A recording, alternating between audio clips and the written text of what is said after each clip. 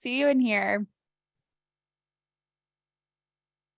Okay, everybody, we are going to get started in the next 30 seconds. I'm going to go ahead and pause the music already because it's about to start a new song. So we may as well use this nice little fade out here. And we'll go ahead and get started.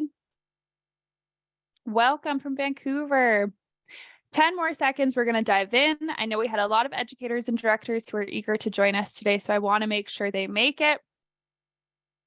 But it is officially 2:00 on the dot, so welcome everybody. If you've never met me again and you just popped in, my name is Maddie.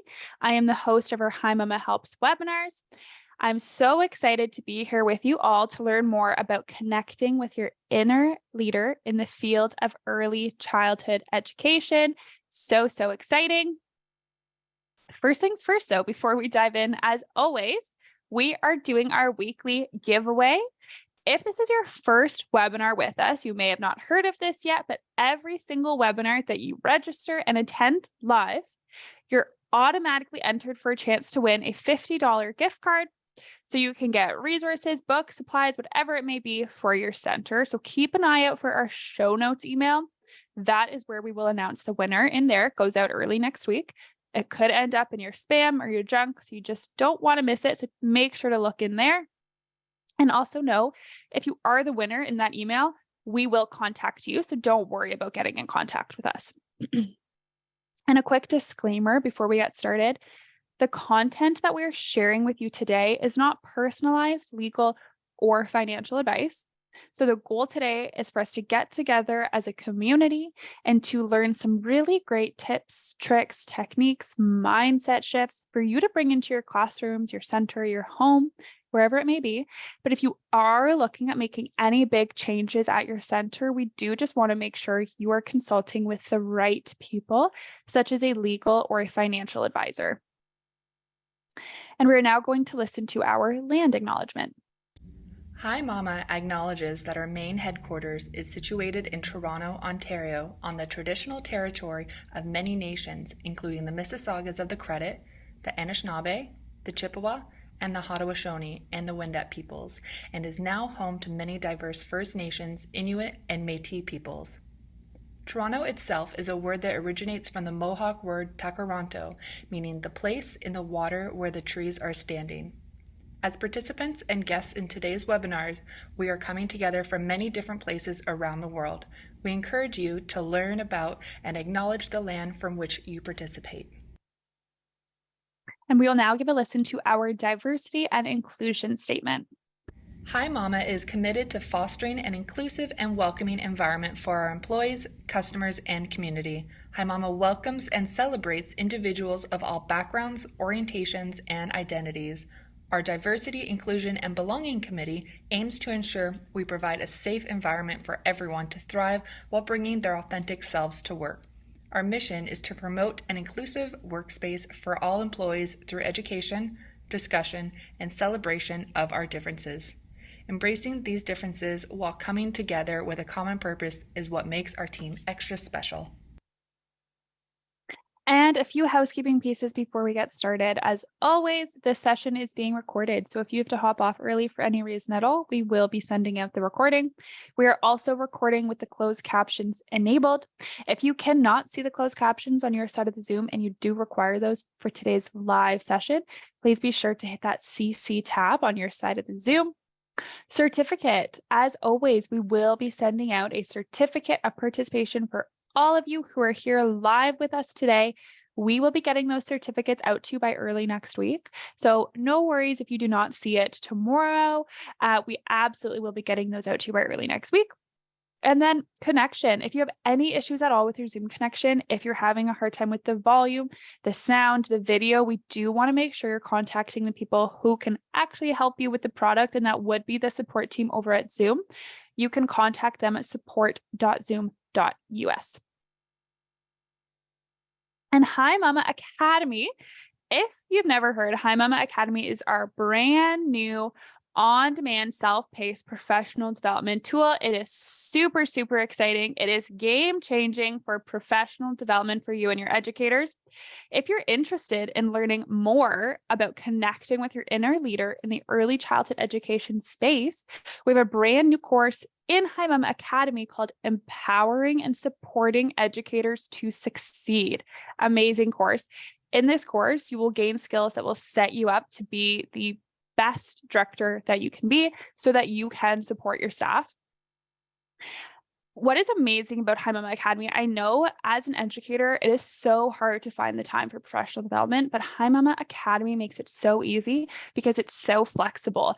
If you have staff that are working 7 to 3 or staff who are working 10 to 6, it's really hard to get those educators together. With Hi Mama Academy, you can choose courses that are individualized to the educator, and they can watch the training on a time that works best for them. We have more than 60 hours of IASET accredited training in here, anything from moral development to supporting dual language learners. If you do want to check it out, Nora will post a link in the chat so you can access a free 7-day trial. So pop in, check it out, see if this would work for you and your educators. Okay, and finally, your hosts. Again, my name's Maddie. I am the host of our Hi Mama Helps webinars. I'm also a customer advocacy specialist here at Hi Mama, and actually one of the registered early childhood educators that we have here on the team. As always, I have my lovely co host, Nora. Nora, welcome. How's everything going with you today?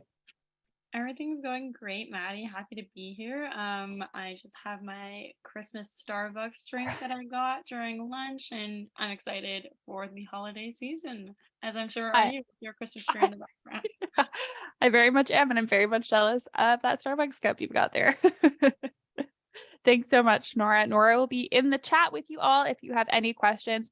And again, if you have questions for our special guest, please do post them in that Q&A button. Nora gets those questions to me. I get them to our guest. We make sure we get them answered. If you post your questions in the chat, we might miss it. We'll do our best to grab it. But as you can see, the chat moves so quickly. So your best bet is to post it in the Q&A. And we highly recommend questions because we will be doing a Q&A with our special guest at the end of the webinar. And finally, our special guest, Kathleen Gomes, a fellow registered early childhood educator and the founder of Kathleen Gomes Educational Consulting. Kathleen, welcome. Thank you so much for being here with us today. We're so excited to have you. How's everything going? Hello, everybody. Hi, everything is great. I'm pumped up. How are you all feeling today? I hope everybody am. And thank you for having me. Of course, our pleasure, Kathleen. We are so excited. Kathleen, I'm going to go ahead and mute myself. We don't have to hear from me anymore. The stage is all yours. We can get started. Beautiful. Sounds great. So today's takeaways for today are becoming the voice for our children, respectfully advocating for the field, and tapping into your zone of genius. So again, my name is Kathleen Gomes, and I'm the founder of Kathleen Gomes Educational Consulting. I'm so excited to speak about what I'm most passionate about with you today. And today I'm speaking about connecting with your inner leader in the field of early childhood education.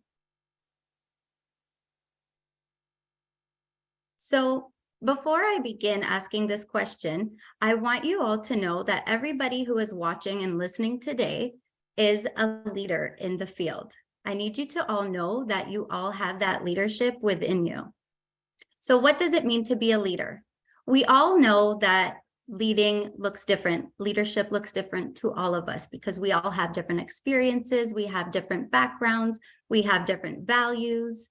And so everybody is a leader, but it looks different to all of us. So one thing that I ask you to do is to trust yourself and your intuition, to advocate and speak up, even when it feels like you're the only one doing so, even when it feels really difficult and challenging to do so, to trust yourself, to fearlessly jump into new opportunities, to never settle. It's okay to want more. And I actually want to point out that it's more than okay to want more. You deserve more.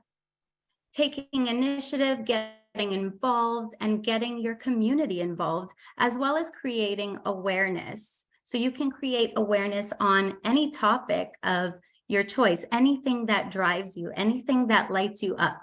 Whatever it is about this field that you're passionate about, you can create awareness through whatever it is that lights you up, whatever drives you. So for example, it could be public speaking. It could be talking about play-based learning, creating that awareness for other people around you, even getting your families and friends involved and making them aware of how valuable you are as an educator and how valuable this profession is.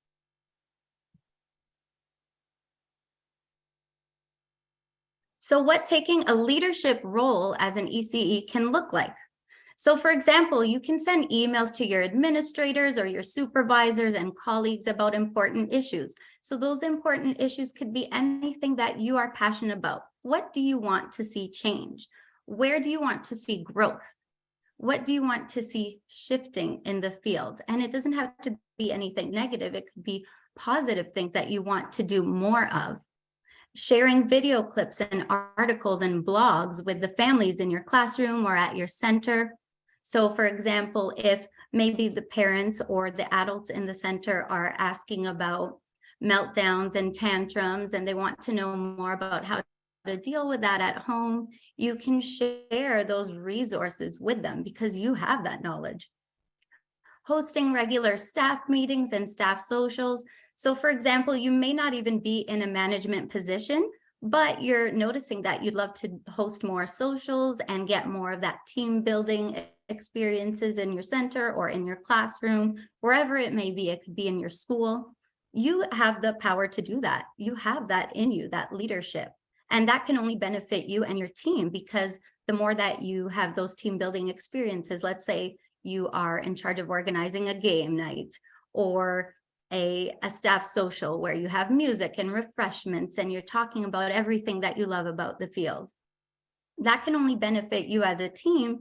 And then in turn, that's going to benefit the kids because they're going to see that you all work so well together, that you love where you're working, you love what you do, and that's going to show in the children as well. And lastly, getting involved with communities of practice. So if you're in Ontario, like we are, like I am here, you know that the ACEO is one of those communities of practice, as well as the Ontario Coalition for Better Child Care. And if you're not in Ontario, then look into what those communities of practice are for you so that you can get involved and also connect and network with other ECEs who are like-minded like you and have the same ideas. And lastly, tapping into your zone of genius. So again, what excites you? What drives you? What makes you passionate? What do you want to change? Where do you want to see that growth? And what do you want to be a part of? So you had a vision. You had a vision of what your ideal classroom would look like, what it would feel like, what it would sound like, for example. So maybe you were thinking that your classroom would, or your center would look like children playing and laughing together, having fun, just being themselves, being free, and that it would look like children leading their play and leading the classroom. And it would sound like, or look like children playing outside more often in all types of weather, that children were inquiring about things and we were actively listening and co-constructing the classroom with them. You dreamt of a learning environment that was co-constructed by the children and their educators. You envisioned a learning environment where children are empowered to speak their minds and be confident in themselves. You hope for an environment that supports child-led play and inquiry. You envisioned children spending more time outdoors with opportunities for free play and risky play, which are two of my favorite topics in this field. I think there isn't enough of that for sure, as all of you this may resonate with you. And you hope for a strong educator partnership. So that means you and your colleagues, or you and your administrators, and you and the coworkers around you and your community. Everybody has a part. So whether you're in a school, even the custodian has a part in the child's learning, even the parents, the community, the overall community. So you need to have a strong partnership with all those people. And this is the vision, right? But we know that vision isn't necessarily everybody's story. So while you may actually have a wonderful connection with your partners, your teaching partners, your colleagues, you may be thriving in your classroom, you may be very content and happy with what you're doing, and you feel confident in your role, you feel like you have a voice in your classroom. I commend you for that, by the way. I think that's amazing, and I truly encourage you to continue sharing that story with us, because I know that it is possible. But I also know that that is not everybody's story necessarily. So what my platform is for educators to come out and feel confident and free about sharing their stories and their experiences.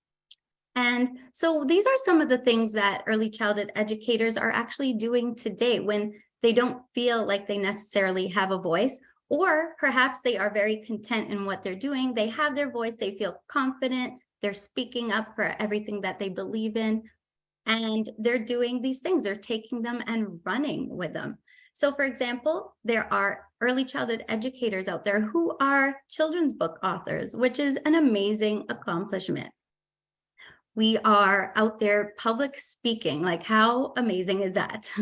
We are hosting podcasts. We're running our own childcare agencies. We are starting our own tutoring businesses and blogging for parents and ECEs and everyone in our community. We are running Playroom. We are becoming Playroom consultants and curators. So I actually learned about this recently, that I've met a few virtually Playroom consultants who are actually creating spaces for families so that their children have an optimal space for learning in their own play environment at home, which is amazing. Who would have thought that that was a thing? And I think that's awesome. There are also people out there, ECEs out there, and educators who are running family and parent programs. And I know when my daughter, just before my daughter was born, I started connecting with other moms who were going through what I was going through at the time, because this was just at the start of the pandemic. And I thought there must be other moms out there who are probably feeling isolated and alone, and they don't know who to turn to. And I thought, well, I have all this knowledge in my ECE background, so I'm going to take this and run with it.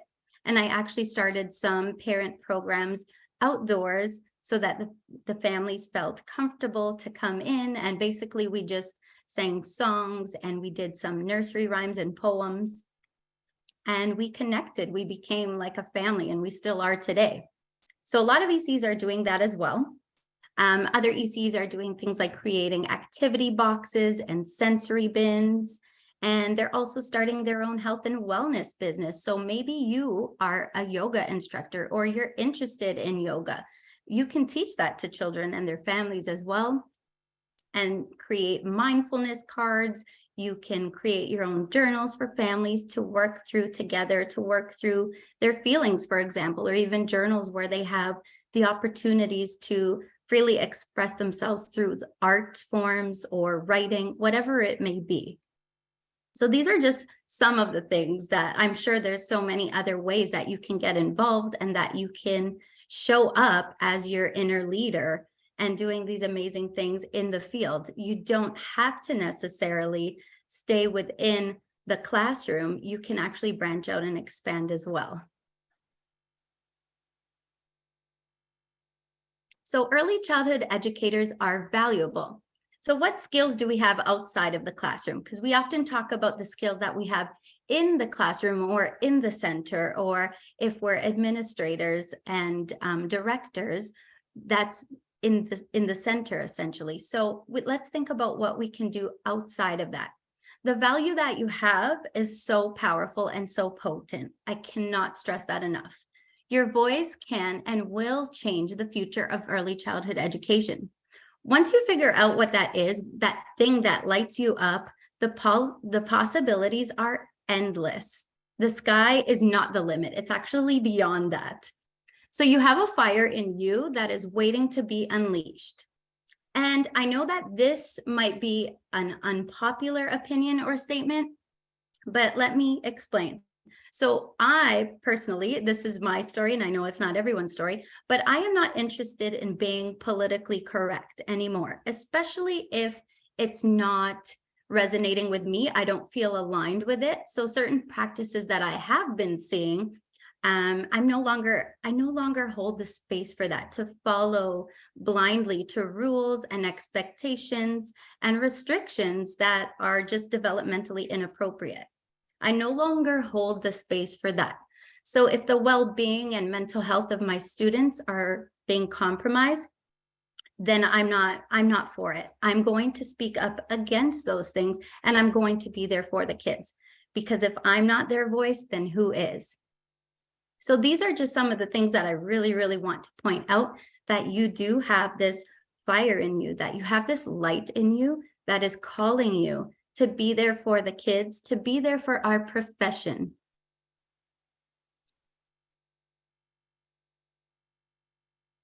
And we already know this because we are professionals. That is what we are. In fact, I will go one step higher and say that we are experts. We are experts in this profession.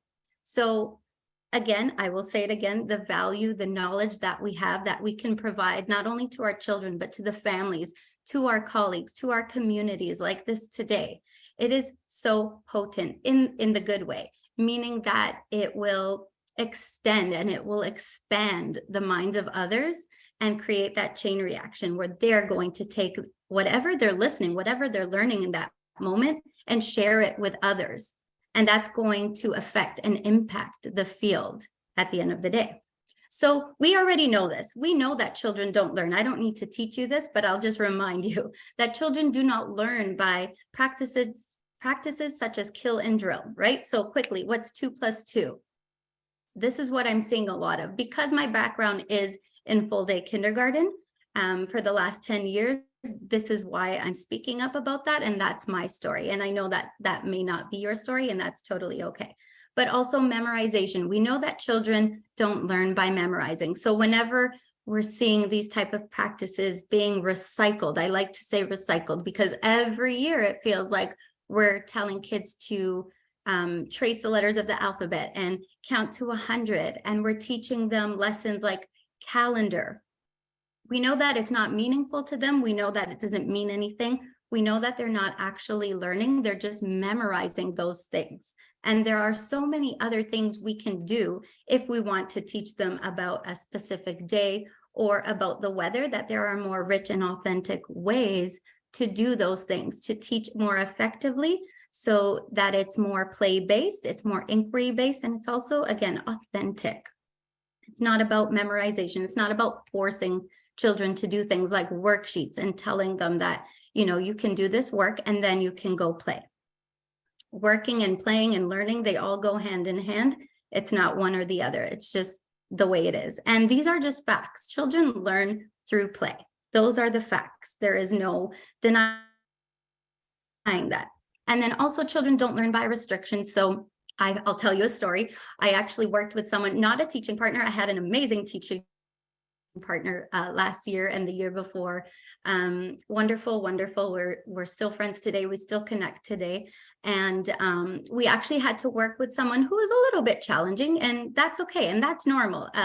Conflict is a normal part of life. And we do have to have these uncomfortable conversations and discussions sometimes in order to move forward and to do what's best for our children. At the end of the day, it's what is best for the kids. We had this colleague who was actually, because it was after the pandemic, but I'm going to tell you the story. It'll make more sense. She was asking the children to walk around the gym, for example. So this was during our gym period. She asked them to walk around the gym for about 20-30 minutes just in a straight line. And the children were expected to walk in a straight line. They were expected to keep up with one another. They were expected to have their hands down, you know, fingers at your lips or hands down, and be quiet and follow along. And they were expected to move around to the music the way they were told to, not the way that they wanted to, the way that they felt was self-expression. It's not the way that made them feel good. And we know that that's not how children learn. So I had to have that very uncomfortable discussion with a colleague of mine. And you know what? It was a little bit awkward, but then it felt really good. It made me feel empowered. And I actually learned something from that. I learned that I can't change the person. And this is something my massage therapist, oddly enough, taught me. She just told me today, actually, that you cannot change the person, but you can change the issue. And I think that's a really powerful thing for us to listen to moving forward, is that we're not going to place blame on anybody. We're not here to talk about what someone is doing or what they aren't doing, but we're here to lead by example, right? So all those developmentally inappropriate expectations and practices, that is literally our duty. We have to talk about those things because that is what is. Children are learning by moving freely. They're learning by touching and feeling and manipulating, right? And they're learning by running outside and playing in all types of weather and just being free and letting them climb and letting them do things like climb trees and letting them run. Unfortunately, I don't know why, but children running is an issue these days. And it's all about safety and worrying about the kids' safety because kids could get hurt. But it's actually creating the opposite effect. Children are actually getting hurt more because they're expected to do all these things, right? All this X, Y, Z. So we're telling them constantly, you can't do this, you can't do that. And what are we putting in place of that instead? If we're taking our play structures away, for example, because that is happening in my area right now, we're taking down play structures. So now they no longer have that because that's unsafe. We're not letting them take balls outside when it's raining, for example, and we can't go out onto the field because the grass is wet and it's raining. So we all have to stay in one contained area and we can't do anything. You just talk and walk around, I guess. So that's not fair either. We have to actually give them something in place of that so that they can play outside, so that they can learn. And moving their bodies, we know that they learn through that. Anyways, I wanted to share this that I just made up the other day. Our knowledge about child development is a gift that is out of this world. I like to call us next level educators. So if any of this is resonating with you right now, you are on this next level. You are at my level, and you're also going through something that I like to call the transition. And that means you're transitioning into your highest self. So if you are feeling called or compelled to speak about something or do something, whether that might be writing your own book or starting your own childcare center or doing more speaking engagements, you are transitioning into that higher self, that higher version of you. And I want you to all know to trust that. Sometimes it feels very uncomfortable, and that's when you have to jump in and go for it. So we also know that children do learn by, however, rich and authentic interactions, right? So they talk about their weekend, they talk about their evenings at home, and they're so excited to share everything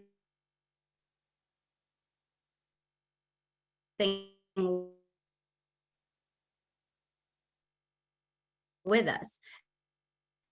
We know that is literacy right there. So we don't necessarily need to having with them.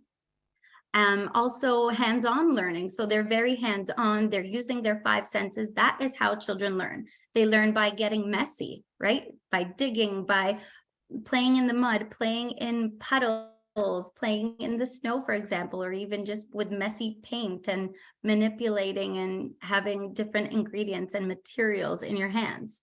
Becoming curious and free. We know that children are curious. They're always asking questions, and we want them to have the freedom, but also a safe and nurturing environment that their questions are valid.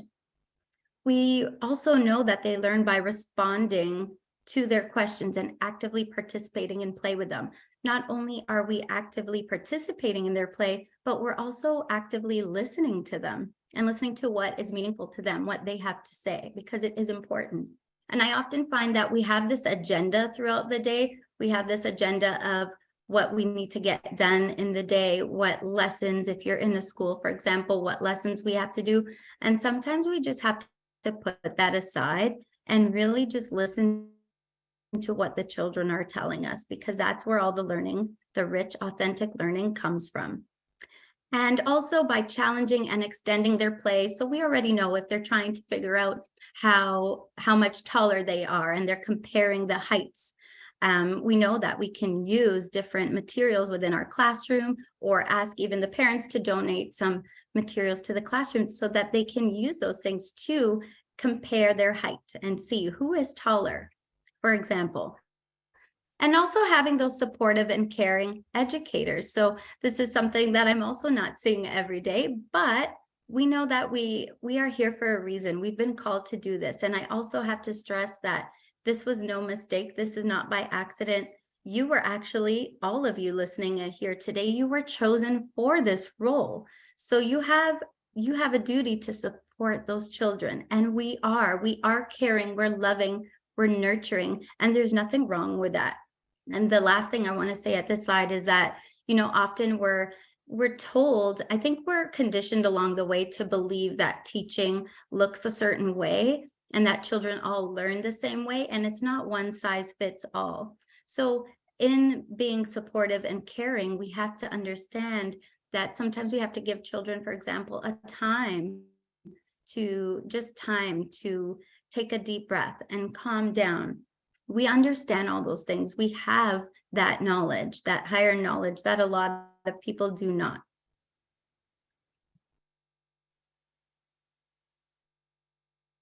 So I want you to think about everything that we discussed. I want you to think about rewriting the story. So if you've experienced any of the examples that I've used in the presentation, I want you to know that you are not alone.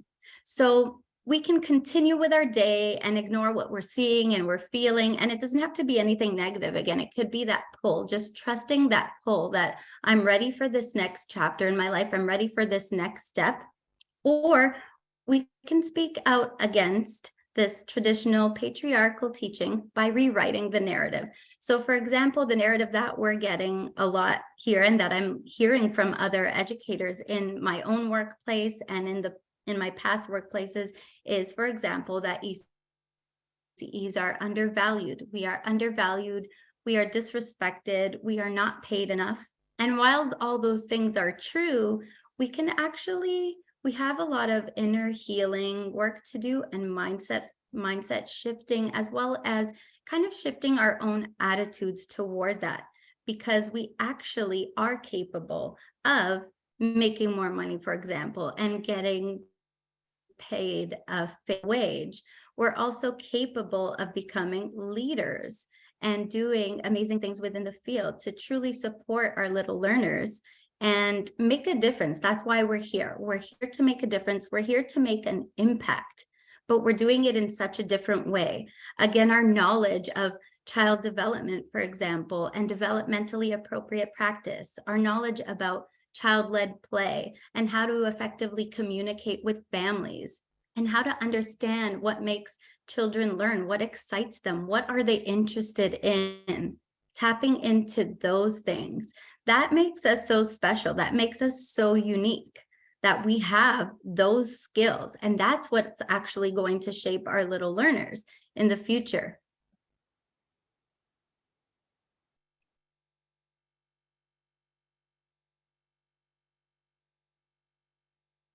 And I just wanted to share this quote with you. For a small child, there is no division between play and learning, between the things he or she does for fun and the things that are educational. The child learns while playing, while living, and any part of living that is enjoyable is also play. And that quote is by Penelope Leach. So I invite you to reflect on an early memory in your childhood where you felt free and happy and you felt like the world was full of magic and wonder and you could be anything you wanted to be. And I just want you to take a second to think about that moment. And what if I told you right now that that is still true? That is still true for you, the adult, right now. That your world right now around you is still so full of magic and wonder, and you can be anything you want to be.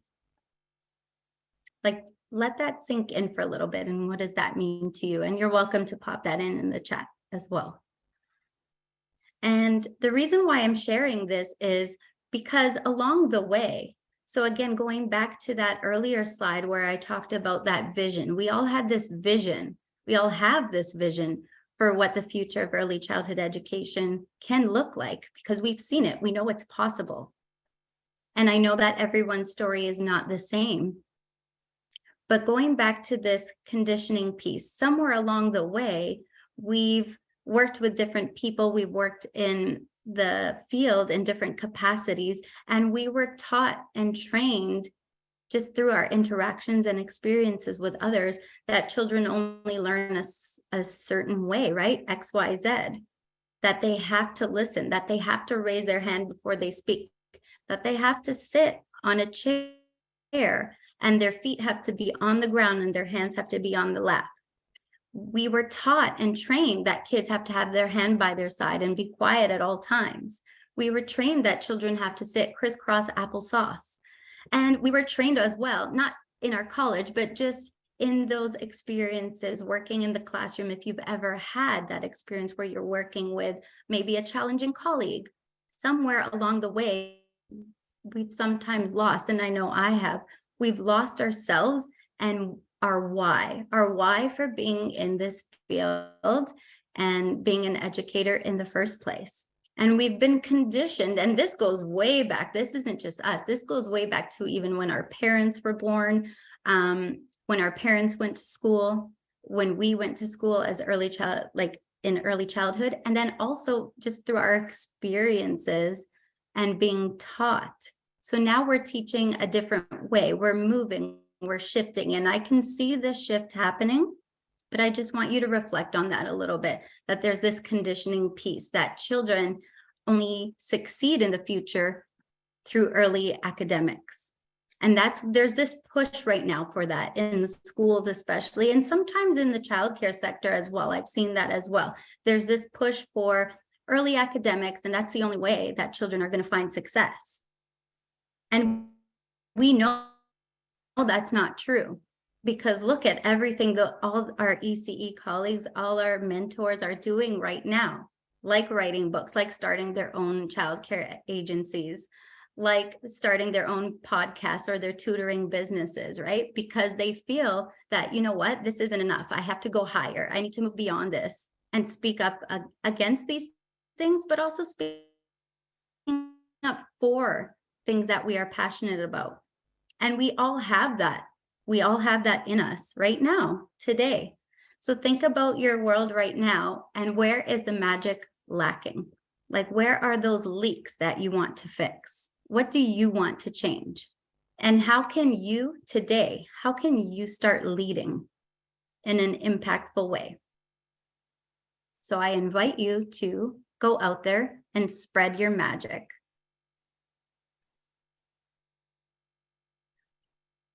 And lastly, I have some reflection questions for you all. And this goes back again to your why. What excites me about early childhood education? What drives me? Who am I supporting? How is my work valuable? Who does my work truly love doing?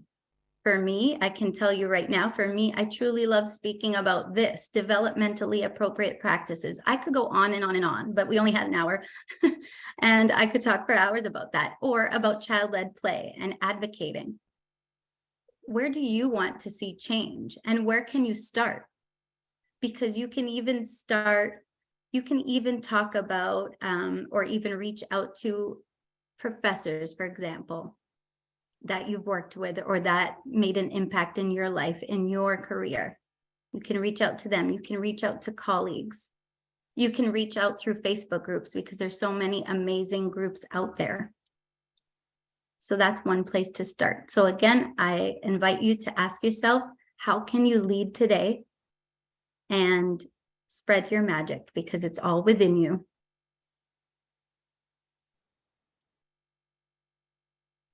Kathleen, thank you so much for walking us through all of that. I'm going to go ahead and post our quick poll to the audience, and then we're going to dive into a quick Q&A with you, if you don't mind. In the meantime, though, take a look at the chat, see all the positive feedback and all the great thank yous going in there from the directors and owners and educators and parents and everybody on here. So Kathleen, thank you so much for being here with us and sharing all of that knowledge with us. It's much appreciated. Thank you so I'm going to much give for you having me. Thank you. Our pleasure. Kathleen, go ahead and take a minute, catch your breath, have a sip of water. That was a lot. I'm just going to launch our poll really quickly, and then we'll dive into a Q&A. Okay, everybody, as always, we have our questions of the day. I just launched it. It may take a minute to show up on your screen. First things first, is your center a Hi Mama customer? Are you part of the Hi Mama family? We're curious to know, how do you currently feel about your current workplace environment? We are wondering, are you interested in learning how Hi Mama Academy puts professional development at your fingertips? If you find it really hard to join professional development as an educator or to organize professional development as a director, Hi Mama Academy will eliminate both those challenges. It is truly amazing. I highly recommend you check it out. Again, a 7-day free trial, so no commitments needed. Just pop in, see if it would work for you, see if those courses would work for you. And don't forget they are ISET accredited, so they will be accepted by your local licensing agency. And our big question, we want to know, what would you think if we switched these webinars to a bi-weekly schedule? For 130 or so weeks now, we have been doing this webinar every single Thursday, and it's amazing. We have such a fabulous community on here with us, but we're curious to know if this schedule works for you. And if not, what would be better? We do have a survey that goes out in every single show notes email. So I did see some comments in the chat today about the timing of the webinar. The survey is your place to put that. That survey will go out again in the show notes email. And we love getting feedback about what works and what does not work for you, because these webinars are for you and your professional development. So please do let us know. I'm going to leave that up there for a little bit, and we will dive into a Q&A. We have a couple questions for Kathleen here before we let you go. Kathleen?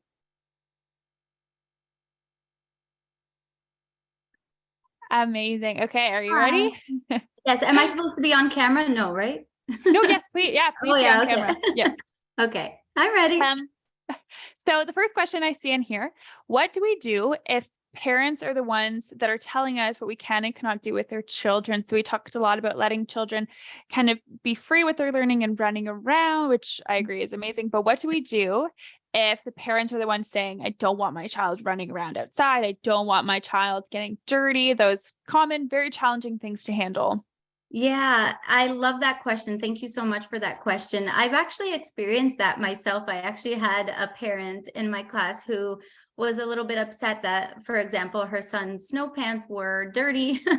And I had to just share what I know. And I said, most of the parents are actually okay with this. And we did talk about this a little bit at the beginning of the year. So before, whether you're in a childcare center or in a school, you can definitely have a little meeting with the parents before school starts, and just let them know what the program is, how it's run, let them know what is appropriate and what is not, and how children learn. And then we talked a lot about that too, like how they should bring in extra clothes, for example, or have a backup spare set of snow pants just in case they do get dirty. We also remind them to wear clothes that are not expensive, just it's daycare, it's school, so they have to be able to run around freely and be comfortable.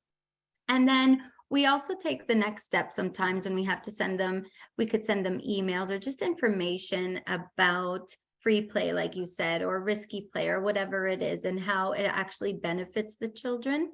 So I hope that helps a little bit. I like to share information with the families, and I've even actually ran a workshop in my classroom, and that was really helpful. So sometimes if it's the one or two parents that are complaining, as long as the majority are happy and they understand, then I think it's okay. And in my experience, we did have parents advocate for things like that, but for the most part, what they said to me was, I have to do laundry anyway, so it's okay. It's not a big deal. Like, the kids are enjoying it, they're having fun.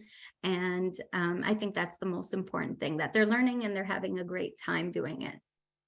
Absolutely. So kind of setting parents' expectations when they do join the center, Yes. they know what the curriculum and the day-to-day looks like, Yes. so they don't get super shocked when Yes. their child runs through 3 different pairs of pants in one day.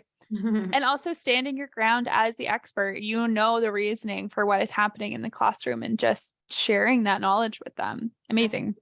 Absolutely. Another question for you, Kathleen. I see this question in a couple of different ways, so I'm going to try and mesh them together for you here. But it seems to be coming down to, how do we find our leadership style in the center? So the questions I see here: how do I gain the confidence to be a leader among my coworkers? I know that's so challenging. Yes. So being that supervisor, making sure work gets done, but also being a team member and creating this positive environment. It seems like we're struggling with finding that balance. So what do you have to say on that? Yeah, I totally get that. I think even, yeah, when you're in like a management position or you're a director, for example, or let's say you're the classroom teacher and you want to create that environment and you want to be positive, but you also want to make sure you get the work done. I think just having those open and honest conversations with your staff is really, really important, even though it's hard. Like I mentioned before, sometimes having those difficult conversations, they need to happen. And just think of it as just a regular conversation. It's nothing serious. We don't have to put pressure on ourselves or on anybody. We're not accusing anybody of doing something or not doing enough or not doing anything. We're just having a conversation with our colleagues and again, advocating, just speaking up for what you believe in and phrasing it like, I see we're doing this, but I'd also like to see some more of this, whatever that is, XYZ, right? And just, yeah, making sure that everything that we say, regardless what position we're in, whether we're ECEs or teachers or administrators, we make sure that it's coming from a place of love and it's respectful. And at the end of the day, all you can do is be you, be yourself. Again, like you said, Maddie, trust in yourself as a professional and just do your best. And that's all you can do at the end of the day. And that's where your voice is heard. Absolutely. So, Kathleen, would you kind of say that finding your leadership style in your center, finding your voice is connected to tapping into your zone of genius as well and figuring out what you're passionate about to find your leadership style? Would you say those connect at all? I think so. I think definitely for sure. Like in my classroom, sometimes I've not right now, but in the past, I have felt like I personally didn't have a voice. So I use this type of platform, for example, or if I use my Facebook groups or my Instagram to speak out about these things. And also, if you're in the classroom or at the center and you're experiencing this and you feel like you're not being heard, you're not being listened to, I would say lead by example as well. So you can't change, again, we can't change the person. I'm glad my massage therapist told me that today. Everything's connected, everything happens for a reason. But you can't change the people that you're working with or their personalities or their attitudes, but you can lead by example. So, and hopefully that sticks and that clicks. And yeah, you're just demonstrating a positive environment and hopefully others are seeing that and then they're called to do the same thing. Yeah, absolutely. And one thing I took away from something you said that I think could be so helpful, if you're tapping into your zone of genius, you're finding what you're passionate about, that makes it easier to speak about, of Yeah. course. So getting comfortable in terms of public speaking and standing up for what you really truly believe in could be a great stepping stone to when you have to then speak up for something that's a little more uncomfortable. So that's a really Yeah. great point. Yes, exactly. Yeah, thank you. Amazing. I have one last question for you here. One of the amazing members of our audience shared, how can they regain confidence after having a very horrible experience with their executive director? So this member of our audience was the director under the executive director, but said it was just a horrible relationship, I guess, that built and happened there. So they actually left and accepted a job as an assistant director. So they went down a step just to feel more comfortable. What would you say to help them regain that confidence being in a leadership role after it was kind of attacked a little bit? Yeah, and I'm so sorry that that happened to you. And I know that that is so awful and that can happen. And I just want anybody else who is feeling that way, like you're in a leadership role, you weren't feeling respected or valued. I think that the most important thing to do is, again, just trust your gut, trust yourself, know who you are as an educator and as a leader. And there's some inner work and healing that you'll have to do for sure. I know I've been there. I've been in that position where I felt like I'm the only one doing things. I'm not going to say the right way because everybody has different beliefs and values, but I felt like I was the only one speaking up for the kids, for example. So just ask yourself if everything that you're doing is for the children, for the benefit of the children, their well-being, everything that you're doing. Is it creating a positive atmosphere? And is it coming from a place of love again and respect? And also I would definitely recommend, I haven't done this before, but I'm starting to do this a lot more now. Journaling can be so therapeutic and so beautiful, like just writing down your feelings and just writing down all your thoughts, like do a complete brain dump about everything you've experienced and where you want to go and where you want to be. Hopefully that's helpful too. Just knowing who you are as a person and knowing that you've been through that, let that sink in. Let those feelings be okay. It's okay that you are feeling that way. It's okay that you felt disrespected and you felt attacked. It's not okay that that happened, but it's okay to be feeling that way. And how are you going to move forward from this? And what expectations are you going to set at in your new role, for example, so that people know that it has to be coming from a place of love, if that makes sense. So any questions or concerns that they might have, again, it can't be accusatory. You can't accuse people or, be bullying others. You just have to come from a place of love and respect. And I hope that helps. Absolutely, Kathleen. Thank you so much. Yes. I have one last question for you before we wrap up. Okay. But someone added last minute, where can you find time in your day to figure out your zone of genius? Oh, that's a skill, my friend. Oh yeah. That's yeah, you know what? The interesting thing about time, and like I talk about this a lot too in my coaching. So like I do coaching for ECEs as well. And we talk about a lot of those things about your confidence, like we just spoke about before, and time and money, things like that, things that are important that are kind of circulating in the industry right now. And we're feeling like we don't have enough of that. We don't have enough money. We don't have enough time. We don't have respect and enough of that. So that's a lot of things that I talk about with my coaching clients. But I would just say that, and it sounds harsh, but I would say sometimes, because I had my coach tell me this. So if you have even 10 minutes in your day, for example, to journal. So those 10 minutes that you're turning on your Netflix, for example, or those 10 minutes that you're playing, because we're always on our phones these days. So we're always just like aimlessly scrolling. I even tell my husband that. I'm like, what are you doing that is so important right now? Like we're having a discussion. So 10 minutes a day, if that, even 5, I'll even give you 5 minutes a day to truly tap into what excites you, what makes you you, what makes you unique. What is something, again, that you want to change, that you want to make an impact in this industry?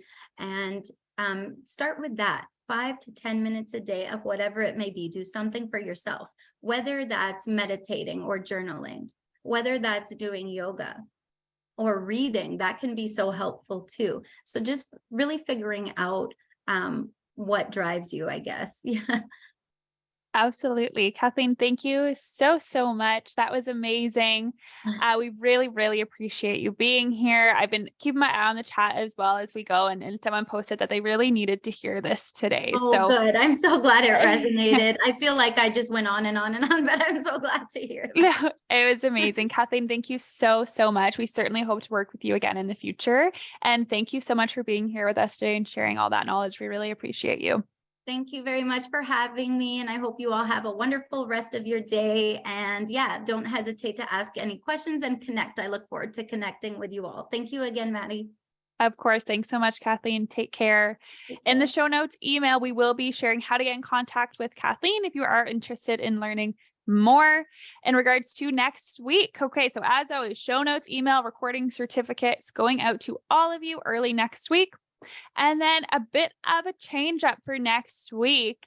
Our webinar is on Tuesday, not Thursday next week. So we certainly hope you can be here next Tuesday, November 22nd, 2 p.m. Eastern time, to learn about creating an inclusive learning environment in your classroom. We have changed up the schedule to accommodate. I know American Thanksgiving is coming up, so that is why we're doing this on Tuesday. So I certainly hope to see you all there.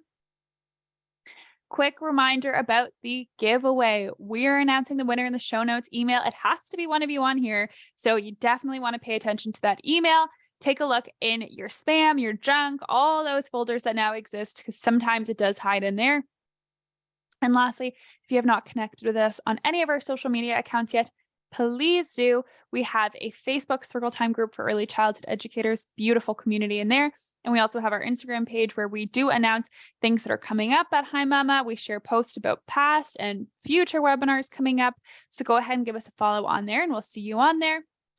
Otherwise, thank you so much, everybody, for taking the time to be here with us to learn again on this Thursday afternoon. We certainly hope to see you all next Tuesday. Enjoy the rest of your week, everybody. Take care. Bye-bye.